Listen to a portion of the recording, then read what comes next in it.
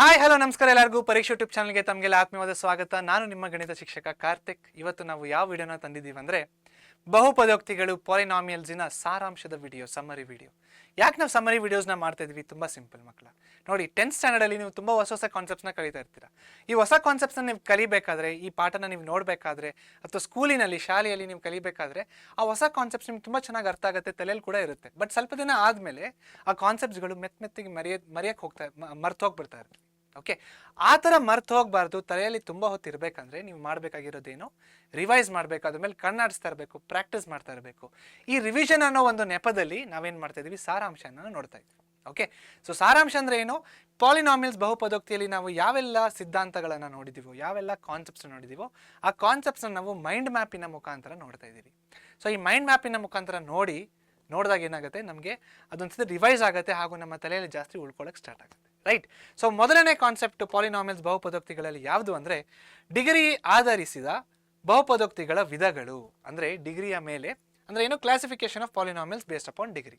So degree ಒಂದಾದಾಗ, degree ಅಂದರೆ ಏನು? ಫಸ್ಟ್ ಆಫ್ ಆಲ್, ಡಿಗ್ರಿ ಅಂದರೆ ಯಾವುದೇ ಒಂದು ಬಹುಪದೋಕ್ತಿಯಲ್ಲಿ ಚರಾಕ್ಷರಕ್ಕೆ ಪವರ್, ಚರಾಕ್ಷರಗಳಿಗೆ ಪವರ್ ಇರ್ತವೆ, ಆ ಬಹುಪದೋಕ್ತಿಯಲ್ಲಿ ಚರಾಕ್ಷರಗಳ ಹೈಯೆಸ್ಟ್ ಪವರ್ಗೆ ನಾವೇನಂತ ಕರಿತೀವಿ? ಡಿಗ್ರಿ ಅಂತ ಕರಿತೀವಿ. ಅಕಸ್ಮಾತ್ ಡಿಗ್ರಿ ಒಂದಾಗಿದ್ದರೆ, ಇಲ್ಲಿ ನೋಡಿ, ಪಿ ಆಫ್ ಎಕ್ಸಿನ degree, if degree of P of X ಒಂದಾಗಿದ್ದರೆ ಅದಕ್ಕೆ ಏನಂತ ಕರಿತೀವಿ ನಾವು?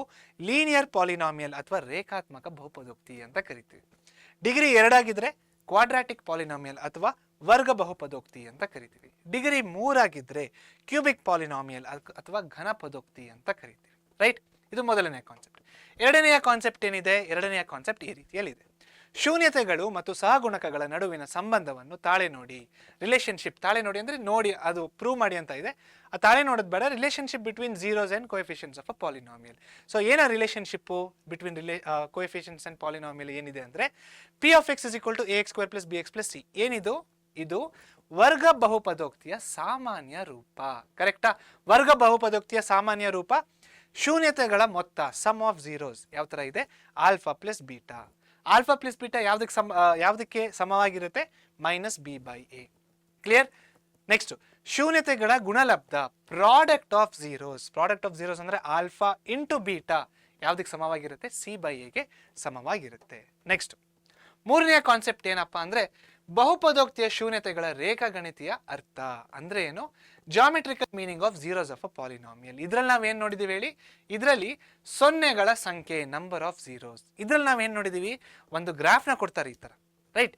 ಈ ಗ್ರಾಫು ಎಕ್ಸ್ ಅಕ್ಷೆ, ಎಕ್ಸ್ ಆಕ್ಸಿಸ್ನ ಎಷ್ಟು ಸತಿ ಛೇದಿಸ್ತಾ ಇದೆಯೋ, ಎಷ್ಟು ಸತಿ ಇಂಟರ್ಸೆಕ್ಟ್ ಆಗ್ತಾ ಇದೆಯೋ ಅಷ್ಟು ಸೊನ್ನೆಗಳು ಅಂತ. ಇಲ್ಲಿ ನೋಡಿ, 1 2 3 4 ಸೊನ್ನೆಗಳು. ರೈಟ್.